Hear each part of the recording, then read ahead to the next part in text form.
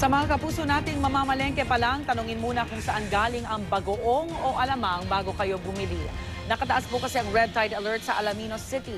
Sa Lingayen, Pangasinan nga, umaaray ang mga nagtitinda ng bagoong at alamang. Dahil kahit hindi galing sa Alaminos ang kanilang tinda, marami pong umiiwas muna sa pagbili ng mga ito. May live report si Joanne Bonsoy ng GMA Dagupan. Joanne.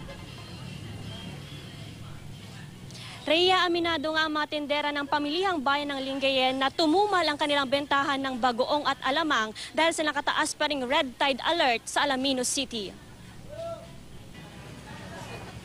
Apektado ang kita ng mga tindera ng bagoong at alamang sa pamilihang bayan ng Lingayen, Pangasinan. Aminado ang mga tindera na tumumal ang kanilang bentahan dahil sa nakataas pa ring red tide alert sa Alaminos City. Ipinagbabawal ang pagkuha at pagkain ng mga shellfish kabilang alamang mula sa Alaminos. Tinatanong nila kung may red tide, ganun. Yung alamang. Anong sinasabi nyo? Wala dito sa amin. Doon lang sa Alaminos siguro. Mahaba-habang paliwanag pa raw ang kanilang ginagawa sa mga customer para mabenta ang kanilang produkto.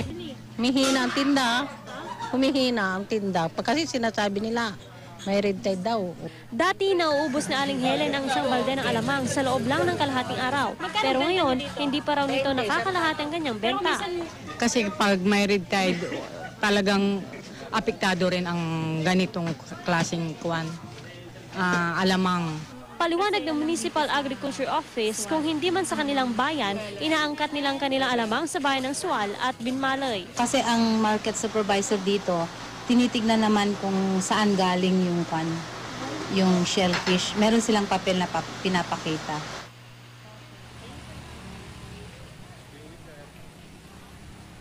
Rhea, payo nga ng Municipal Agriculturist ng Lingayen sa mga mamimili na kung nagdududa sila sa kalidad ng alamang na binibenta dito sa bayan, ay maaari naman nilang i-request sa mga tindera na ilabas itong auxiliary invoice nang sa ganun nga ay malaman kung saan nga ba nagmumula itong mga produktong ibinibenta dito nga sa pamilihan. Rhea?